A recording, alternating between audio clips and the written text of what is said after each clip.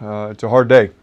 It's a day that certainly none of us associated with the football program here at the University of Illinois had hoped would come, but I do believe it's a day that's necessary if we are to realize what I believe to be the full championship potential of the football program here with the Fighting Illini. I want to begin by thanking Lovie, his wife Marianne. I said it in a tweet that I sent out a little while ago, but he is truly one of the most impressive people that I've ever been around, and it has been an absolute pleasure for me to have the chance to work side by side with him for these last 5 years. I was thinking back with my wife last night, reminiscing on some of our experiences with Lovie, with Marianne, and doing the same with our staff this morning. It has really been a special journey here for these last 5 years, and I'll have a lot of memories that I'll take away from that will be cherished for me and for those close to us for a very long time. You know, I think that when we brought Lovie on board 5 years ago, we had a lot of needs as an athletic program, as a football program. I think that we needed a steady hand. We needed an experienced voice. We needed someone who would bring credibility and respect to the program. I don't think we need to go back and relive where the program was sitting at that moment in time. Certainly you all can do that on your own, but we all do remember that those things were critical at that juncture. We were taking on some water, and we needed somebody to help us steady the ship.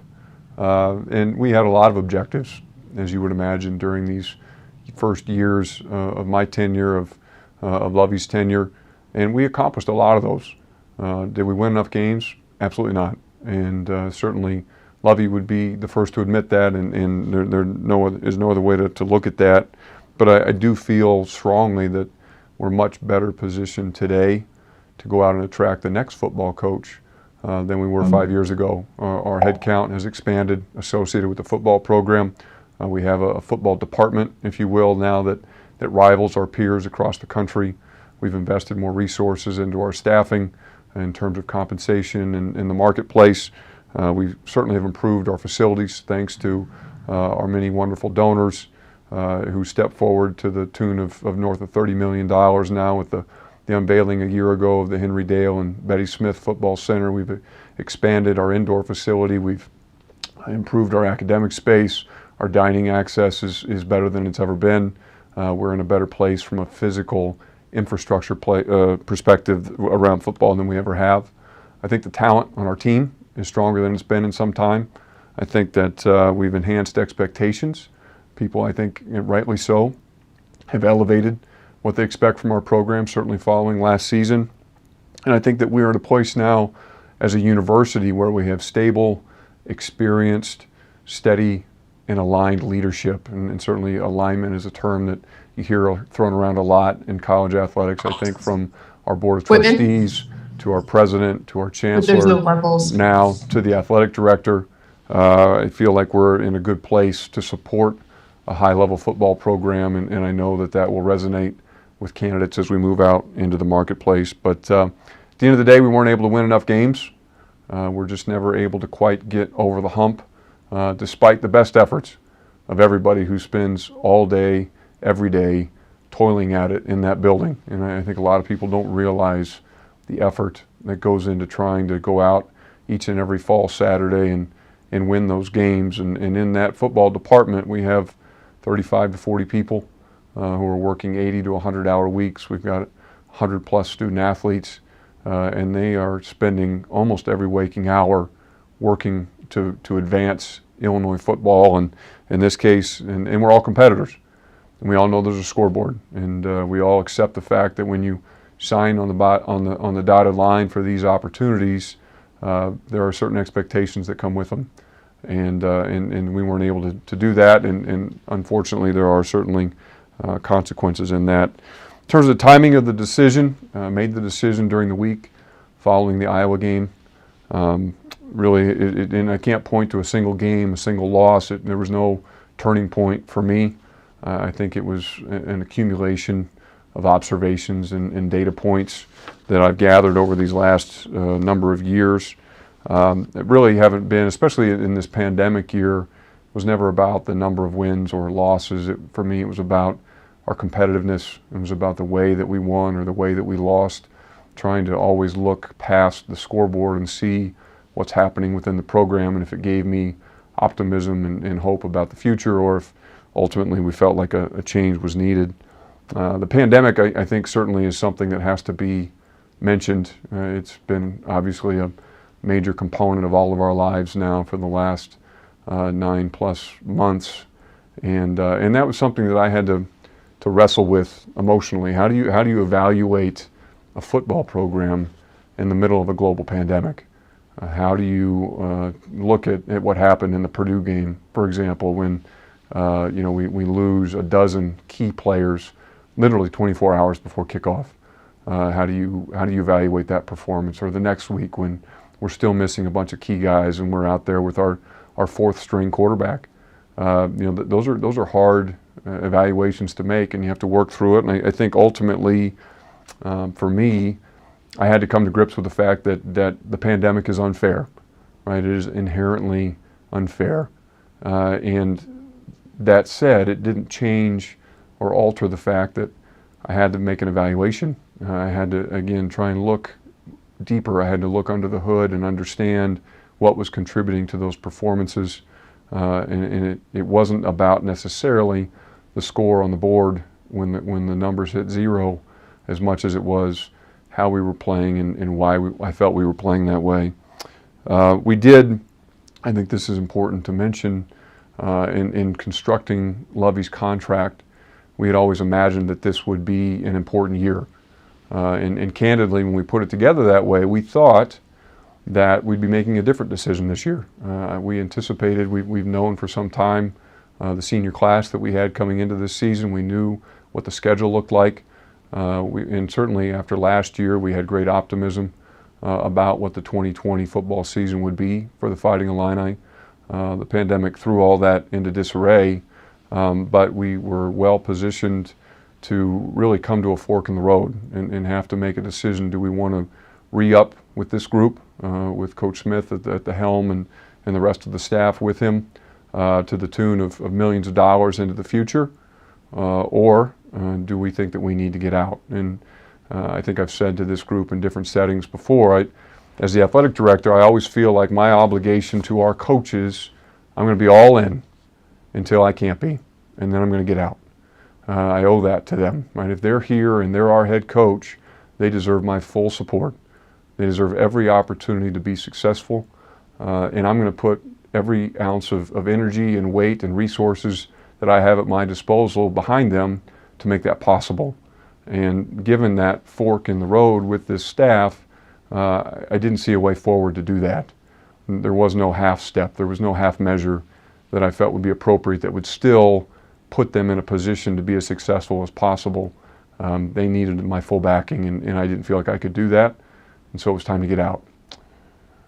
In terms of what that looks like on the financial side, our payout, which is the term that we use in a situation like this with Lovie, will be somewhere around $2.3 million. We'll owe him $2 million effective at the end of this contract year, which is January 31, or February 1, I should say.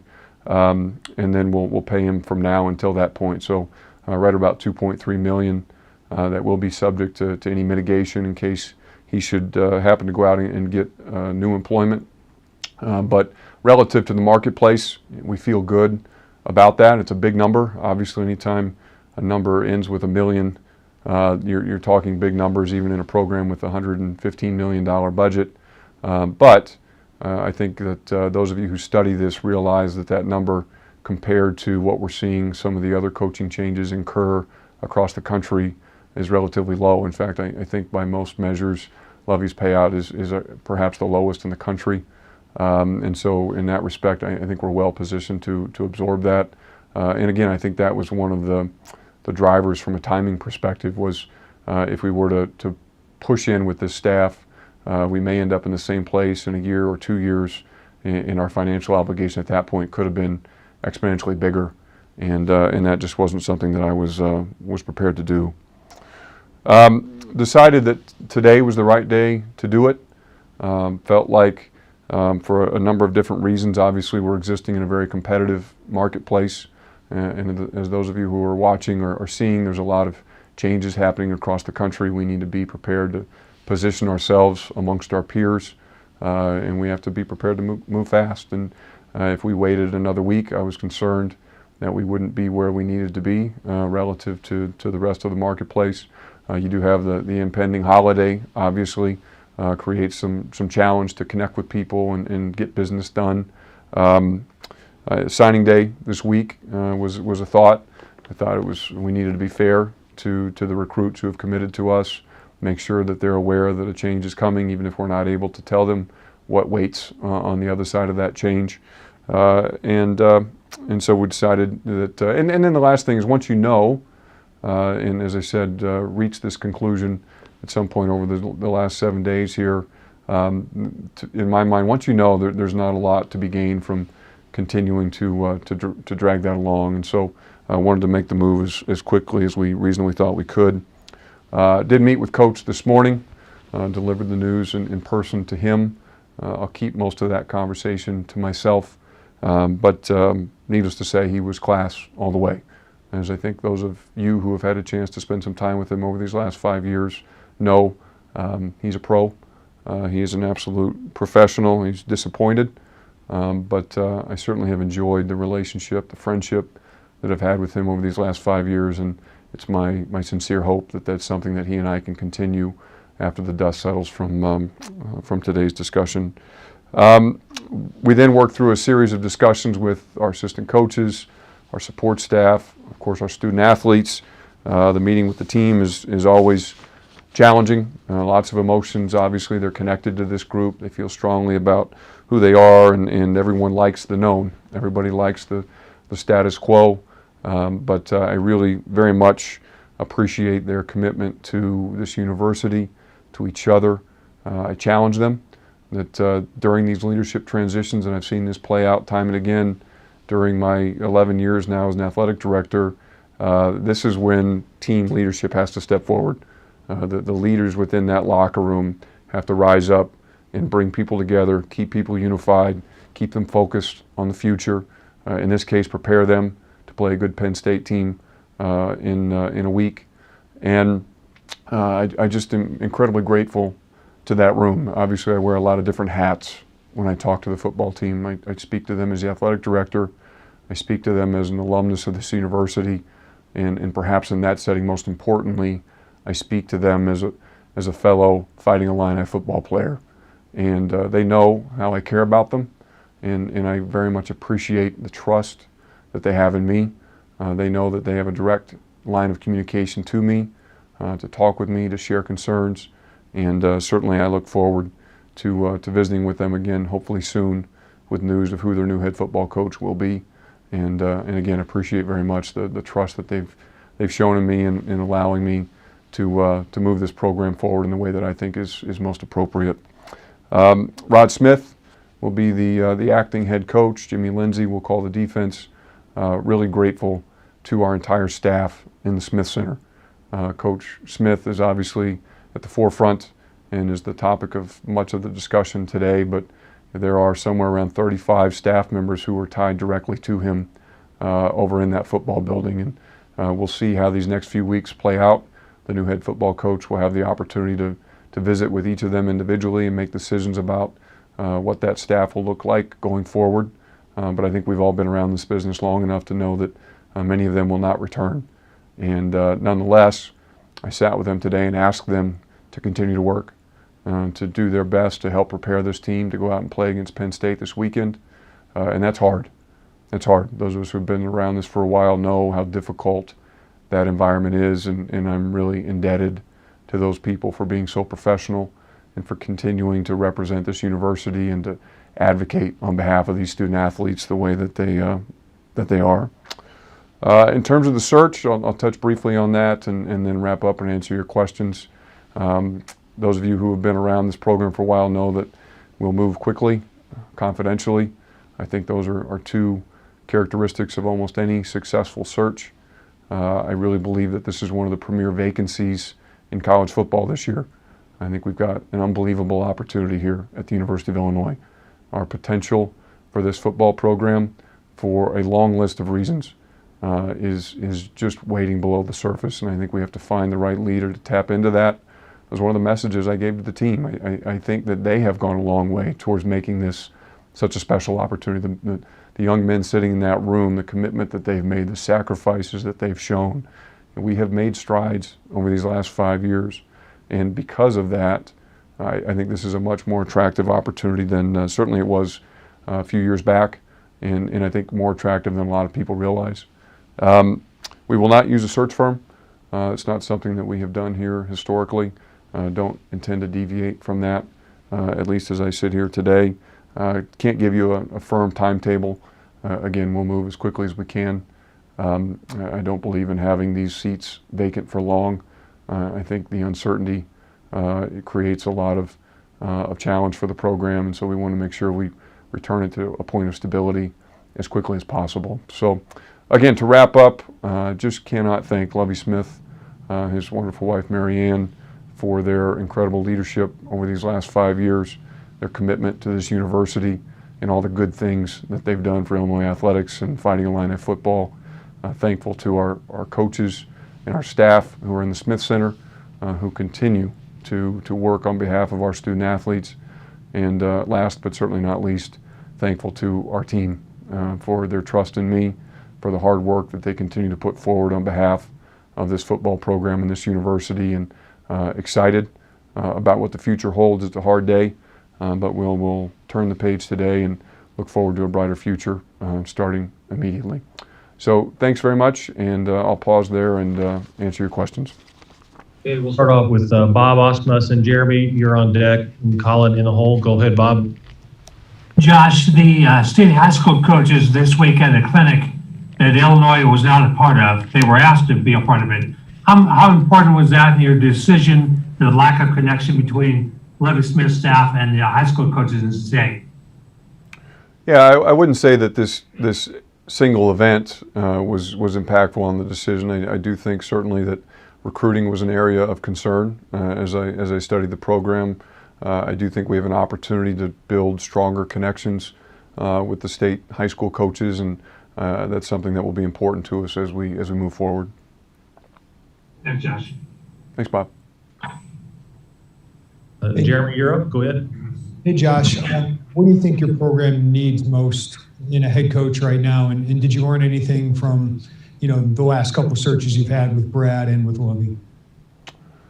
I think absolutely. We're always learning things. I think that we have a good plan in place to identify the next person. I probably won't reveal too many details. I don't want to give you our game plan, so to speak, but we've studied this extensively. We've given a great deal of thought to where our program is, what we think is necessary to move it forward.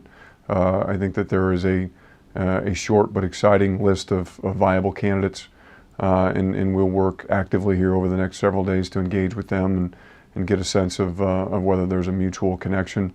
I think in general, again, I would just go back to the opportunity more than what we're looking for. I really think this is a great place, wonderful people, and I think the Illinois football program at this point is truly primed for success. I think we're at a point where with the right leadership, with the right energy, we can see this program accelerate forward in leaps and bounds, and excited to talk with some people about what that vision could look like. Okay, Colin, you're up, and then Joey, and then we'll have Shannon Ryan in the hole. Go ahead, Colin. Josh, I know you mentioned briefly the recruiting side of things, specifically the signing day coming up here, the early signing period. With that period right around the corner, does that enhance the timeline for you or make you feel compelled, I guess, to speed that up in any way, just to get somebody in place more quickly as these early signings are coming across? Yes and no. I think certainly, despite our best efforts, I doubt we're going to have somebody in place by Wednesday. I think that certainly the recruiting period is important. But what's really important is that we get the right person, that we attract the right coach. If all those roads are able to cross at the right moment and we're able to get somebody in place in a time frame that allows that person to have some interaction with our recruits during this signing period, so be it. If that doesn't happen, then it's more important that we take the time needed to get the right person here as our head football coach, and we'll give it the time that's required.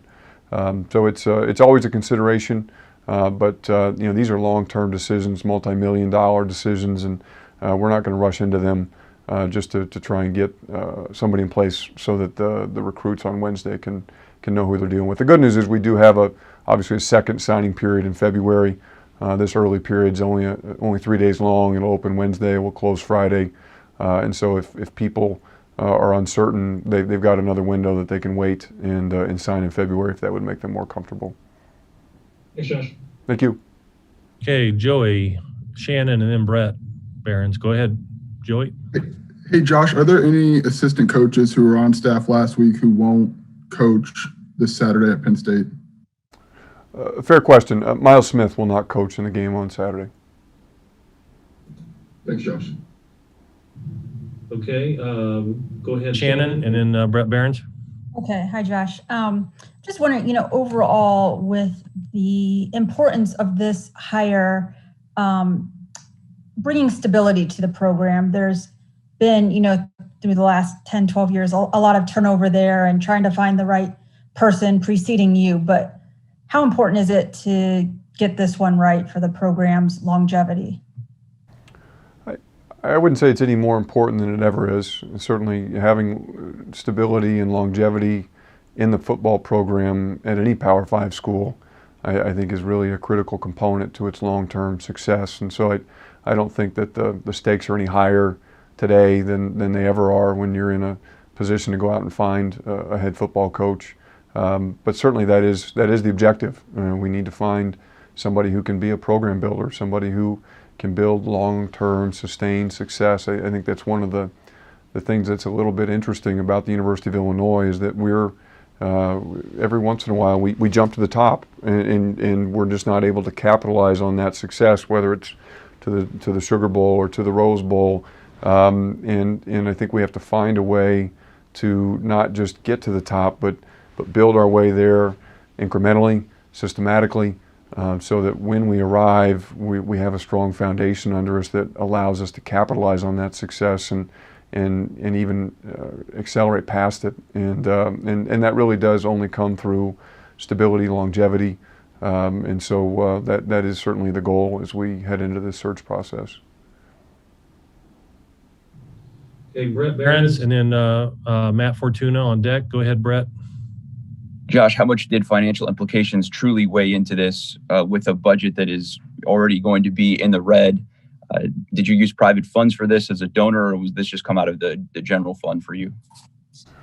No private funds. We'll fund this through the athletic program. It is a challenging year, and that's been well documented.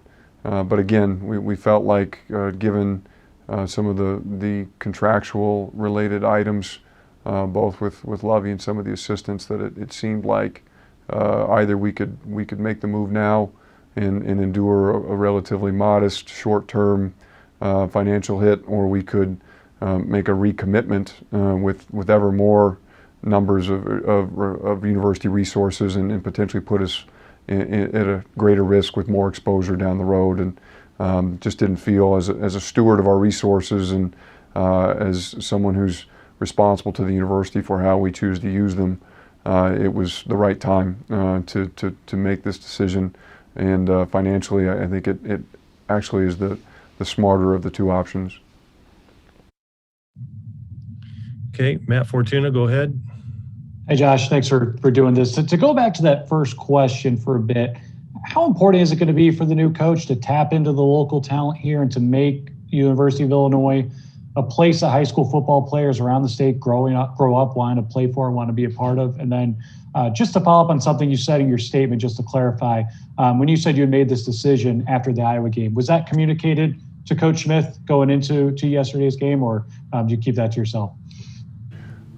Yeah, so the first question, I think it's incredibly important. I think every flagship university in any state understands the importance of being the marquee destination, the destination of choice for players of talent in their state, in any sport, and certainly ever more so in football. And so it will be critical for us to to connect well with the state high school coaches. It'll be important for us to work to make the University of Illinois an attractive destination for their players, and to really open those lines of communication and make them feel comfortable and welcome here in Champaign-Urbana and around the University of Illinois football program. So that will be certainly high on the list, I think, of priorities for the new coach when they on board. In terms of the decision, I reached the decision over the course of last week. I did not discuss it with Coach until this morning. When you make these decisions, there's obviously the making of the decision, and then there's the implementation process, and that comes with a lot of planning and timing. Didn't think it was fair, and by the time we felt that we were at a point to discuss it with Coach, it was in the days right before the Northwestern game. Didn't think that was fair or appropriate, and so wanted to wait until after that game was behind us and try and give the team as much time as possible, in this case a week, before their final game, to adjust to the changes and handle it in the best way possible. Okay, we'll go with Matt Stevens, then Scott Biddy. And then Bob Rosenthal. Go ahead, Matt. Josh, my question is about the search that you're about to undertake. It would be naive to suggest that there won't be candidates out there that have red flags, whether they're on the field or off the field. My question is that do you feel like the university, your athletic department, is in a position where you don't have to compromise certain things for, red flags that you might find on a coach's resume or in his past when going through this search? And if I could get some details on how you might approach that kind of situation where you have to investigate a coach's background as you go through this? There's a lot in that question. I think the short answer to that question is no, we don't need to compromise. We have the highest standards for integrity here at the University of Illinois, and there are a lot of really qualified football coaches out there who I think would walk over broken glass for the chance to coach at the University of Illinois. Our job is to identify them, to recruit them, and to select among them. And I don't think that we're at a point with our program where the candidate pool is so limited that we'll have to make those kinds of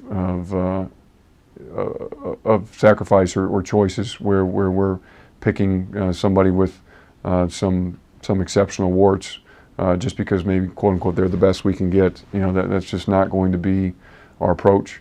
And so, I appreciate the nature of the question, but, I feel strongly that, we can find ample number of people who will fit the bill for us that don't come with some of the off the field issues that just aren't in line with who we are as a university. Okay, Scott Biddy, and then Bob Rosenthal. Go ahead, Scott. Josh, do you have expectations for the next coach for style of play, be it schemes, be it what they run, or how they'll structure their staff, anything like that? Or are you open to whatever may materialize?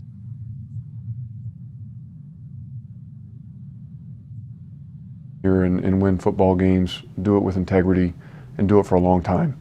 And whether they do that with whatever their offensive scheme is or their defensive scheme, whatever their staff might look like, as long as we're building the program, giving our fans, our alumni, our university something that they can be proud of, that they can be excited about, those stylistic questions really aren't as relevant to me. And especially in a Power 5 football program, you have your head football coach, and then a lot of those stylistic questions are ultimately going to be left to the coordinators, and so they're going to go out and find coordinators who they think fit the style that they would like to bring onto the field.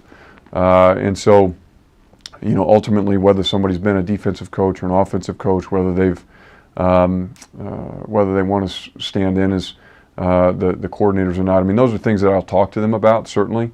But my approach has always been to be pretty hands-off when it comes to staffing. I'm going to talk to coaches about off the field qualities, certainly any integrity issues to the last question or things that are going to come across my desk. I've always felt like my job is to ask hard questions, to bring ideas, to push back, but ultimately we're going to give these coaches a lot of deference to bring on people who they think are the right fit and the right people at this moment to help move the program forward. Okay, we have time for a couple more questions. Go ahead, Bob Rosenthal. Gavin's on deck. Go ahead.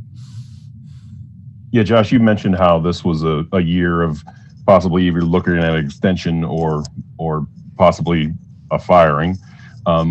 Was there a benchmark that you were facing with this year, given what it would have taken to give an extension, or was there a number of wins? You said you made this after Iowa. Was there a total of wins that you wanted to see before making this move? There wasn't. Like I said, I think that the results on the scoreboard, although they're always important, you're trying to look more deeply into the program and understand what's causing those results. And certainly every situation is different, but we all recognize that when a coach is new to a place, you're going to give a little more latitude for them to develop their own process. And early on, that process may not yield immediate results at some point. However, the needle kind of flips to the other side, and those results ultimately speak to the quality of the process. And I think, and it's hard to say, there's no bright line that says, okay, in year 3, you're still on the process side, and on year 4, you're on the results side. Somewhere along the spectrum, however, that does flip, and I think certainly by year 5, we were into that results component of the equation.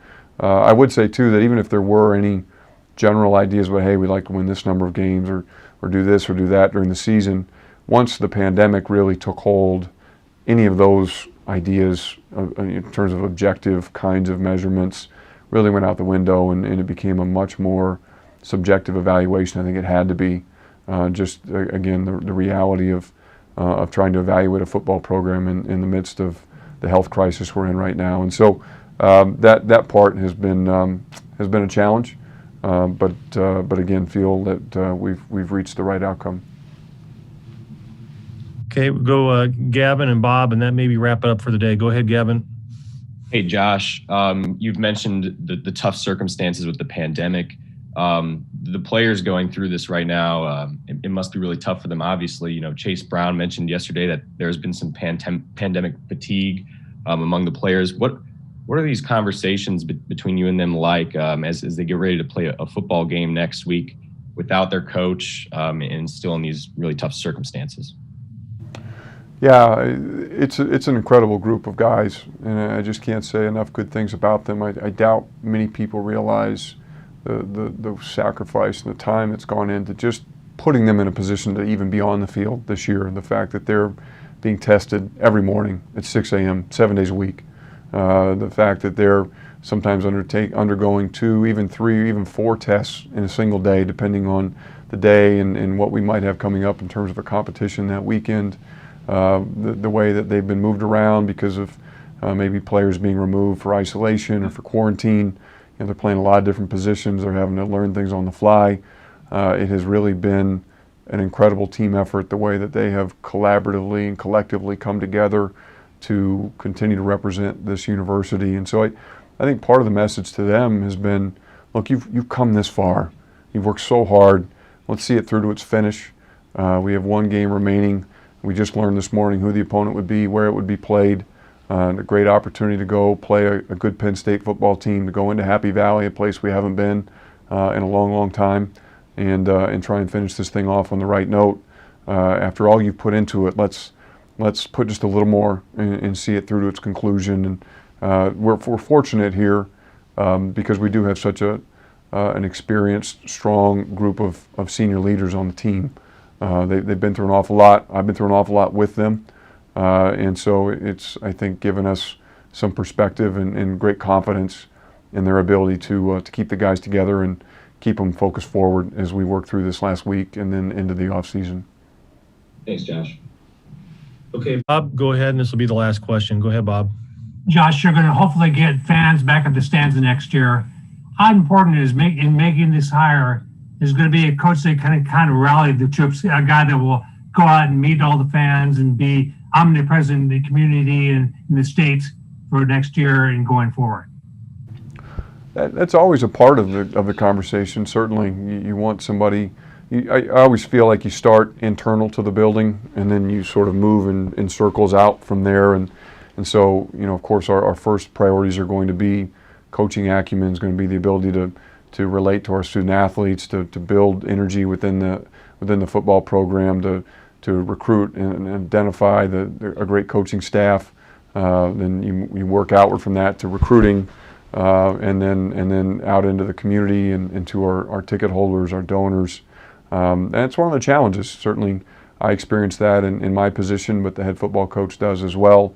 All the different hats that he has to wear and the different constituencies who are involved in supporting and providing for a football program at this level. We have a very robust, energized, active group of alumni. Again, very proud to be a part of them, and that's another group that I think will be excited to visit with our new coach. And so we'll certainly evaluate on that front, along with many others, as we work through this process and as we onboard the new coach. Connecting with our community on a number of different fronts will be an important piece of that early to-do list.